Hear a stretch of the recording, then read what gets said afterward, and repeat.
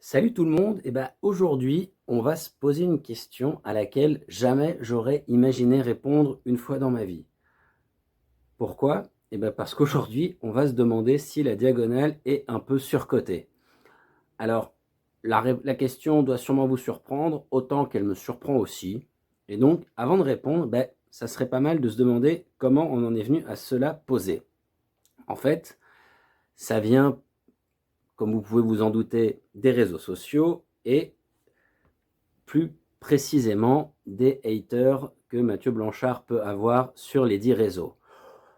Ces personnes-là, dont on ne fait pas partie, c'est peut-être toujours bien de le préciser, sont prêts quasiment à tout pour dénigrer ses victoires, les relativiser. Et on va mettre ça aussi en lien avec le fait que, vu l'état dans lequel il a terminé l'UTMB et vu comme il a cassé la bouche de tout le monde sur la diagonale des fous, ça voudrait forcément dire qu'elle est un peu trop facile. On va se poser donc la question au premier degré, et je ne pense pas que la réponse vous étonnera tant que ça. On a vu 3 raisons qui revenaient le plus souvent, et donc on va voir si elles sont pertinentes ou pas. La première, c'est lié à ces barrières horaires. Si on a 66 heures pour terminer, ça pourrait vouloir dire que c'est quand même un petit peu facile.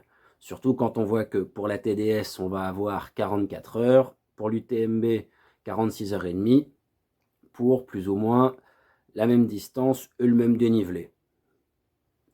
Si on en reste à ça, ouais, ok, c'est surcoté.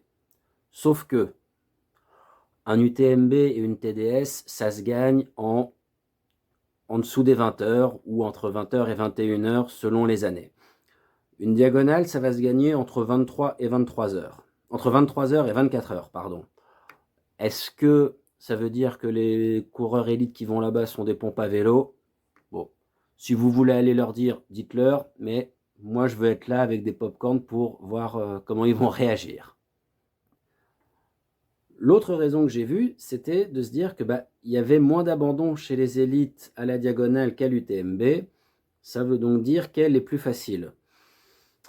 Alors, celle-là, je l'aime bien car j'aurais utilisé exactement, quasi au mot près, le même argument pour dire exactement l'inverse. Pour moi, c'est parce qu'elle est 1000 fois plus dure que les élites l'abordent avec beaucoup plus d'humilité qu'il y a moins d'abandon. Et aussi d'un point de vue pratique, parce que quand l'UTMB va se gagner essentiellement entre les Contamines et Courmayeur, ou allez, admettons, entre Chamonix et Courmayeur, la diagonale, elle va se gagner beaucoup plus tard, soit dans le Maïdo ou après le Maïdo, du moins quand il est intégré au parcours. Donc, comme je le disais, beaucoup plus tard. Après, si on n'est pas assez bien cuit pour voir la différence que ça demande en termes de gestion de course et de stratégie de course, j'y peux rien. Hein. Enfin, il y a eu un argument qui, pour moi, a fait mouche, c'était de se dire qu'il y avait des courses assez nombreuses et au moins aussi difficiles que la diagonale. Bon, là, je dois avouer que c'est pas tout à fait faux, parce que rien qu'en France métropolitaine, j'en vois au moins 3 qui me viennent en tête pour des distances plus ou moins similaires ou même moindres. Ce sera la Pika Pika, elle me paraît au moins aussi dure. L'échappée belle, elle me paraît au moins aussi dure. Et pour s'en convaincre, il suffit de voir le documentaire de François Den dessus. Je pense que c'est en 2019 qu'il avait fait. Regardez sa tronche quand il est dans les cailloux. Je pense que ça voudra dire beaucoup de choses. Et je pense aussi que le GRP, du moins dans le format 160, n'a rien à envier à la diagonale. Donc, dire qu'elle est surcotée parce que il y en a des tout aussi durs, voilà, là, j'ai pas d'argument pour dire le contraire. Est-ce que ça veut dire que conceptuellement elle est surcotée? On va peut-être pas exagérer non plus.